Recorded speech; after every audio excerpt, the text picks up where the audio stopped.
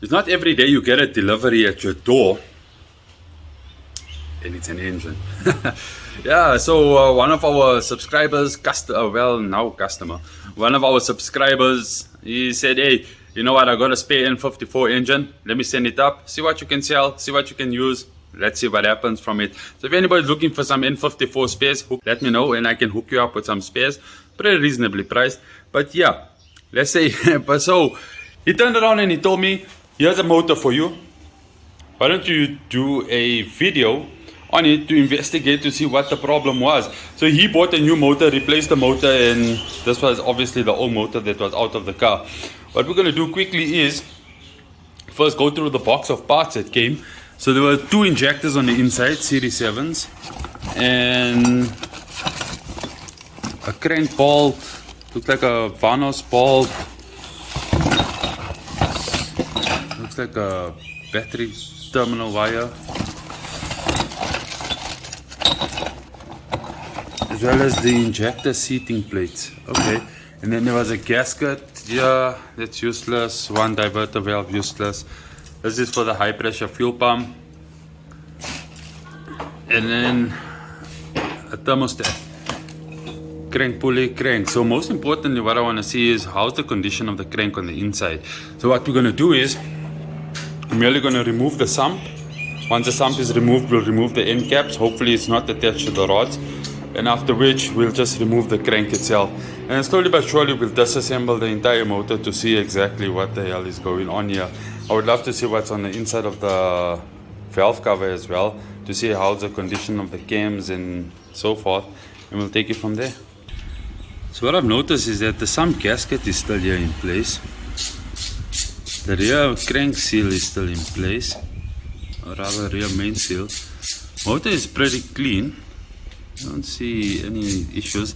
Vacuum pump is still there, and some of the intake manifold studs is still there. I wonder if there's valves on the inside. Let's see. You can't really see. Yeah, I can feel the valves. I can feel the valves there. Maybe I should take off this valve cover and see what's going on here. It looks like somebody actually cleaned these cam boxes. These cam boxes generally would be like a goldish color. Yeah, so, some of the components here are missing. All the valves are there. The cam boxes, Vanos units are missing. It'll be interesting to see the condition of the cam boxes. Guide chains are there. So this here, that's all useless. The cam boxes, yeah, maybe we could use the cam boxes. Now to see the crank, to see how's the condition of the crank. I'm just about to remove it. Okay, so the oil pump is here. There will obviously be a bit of tension because no, there's no tension. The sprocket is not there. The inside of the, yeah, I had the same on the top. It was looking like water coming out from the top. What is it? Sludge? It looks like the chain guide. Snapped. Chain guide. See the pickup as well. Like oil and water mixed, or maybe water got into the motor as it was standing. Okay, take out the bed plate for me. Take out the bed plate for me. And take out the oil pump for me as well, quickly. So far what we have uncovered is that the pistons are still connected. The rod still looks okay. We'll start taking out the rod caps to see how the bearings look, if the bearings are still there. The other thing that we're interested in is to know how bad did the timing chain break. The oil pump, when we turned the oil pump, it wasn't bad enough to warrant it from seizing. So we'll check the inside of the pickup and see how's things going there. But yeah, other than that, there she's looking good. We're going to be taking out all of these bolts here on the top. Take out all of that there along the side. There at the bottom, as well as the rod caps, and then yeah, Bob's our uncle and the crank can come out. So we have our first view of the crank itself. It doesn't look so bad. There's a bit of scoring there, there as well. There's a bit of scoring. There's a bit of Yeah, so these two have, like if I run my nail through it, slight, but it looks okay. If we look at the bearing shells, the lower end, a bit of wear there, not so much there. It's okay. Here we have a lot of wear. You can see there we have a lot of wear. So, I wonder what was up here. This was cylinder number 3. Yeah, it started to wear.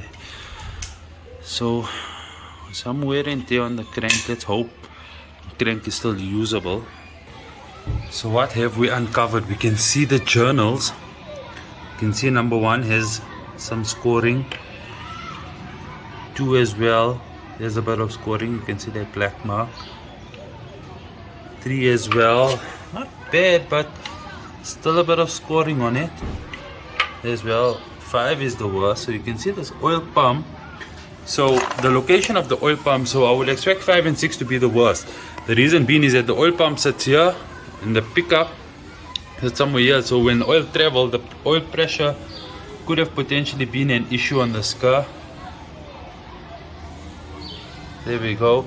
It could have been at the time when the chain guide broke. The debris could have been stuck there and could have given us an oil pressure issue. So here we see number 1. Same at the bottom. This would be 3 and 4.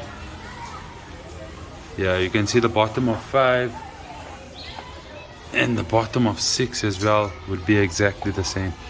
If you take these rods, the caps, put the caps back on and put the bolts back into the caps. The bearings, you can just leave the bearings. So just how bad was the junkyard motor depends on how you look at it. So I took the crank over to the engineers and they measured up the crank and they said they'll see if they can try and polish the crank out.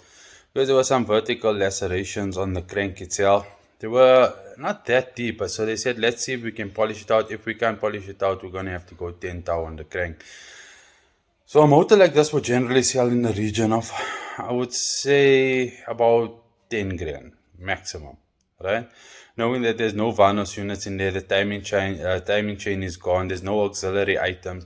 Generally, a complete running motor would sell in the region of anywhere between 35 to 65,000. Just depends on the condition of the motor, whether it was rebuilt or it comes from a foreign country like Japan or China or Dubai, wherever the motor may come from. Was it worth it, or would it be worth it to buy a motor like this here? So the head block and some, the pair head block and some, I've seen it sell on Gumtree, I've seen it sell on OLX, but the same sellers have been there over and over. Guys won't generally just buy a block like that there. The reason being is that if a guy is going to buy, he'll buy the entire motor, or alternatively, it's a very niche market, somebody who just requires a block. And how often is that? Guys who generally break the motors itself would either sell the car or scrap the car or basically just get rid of it. That would ultimately be it. Not many guys would go out there and rebuild the motor. The cost today to rebuild the motor can be anywhere between 40 to maybe 100, maybe even 150,000, depending on what pistons, rods, ARP studs, gasket sets. It can go on.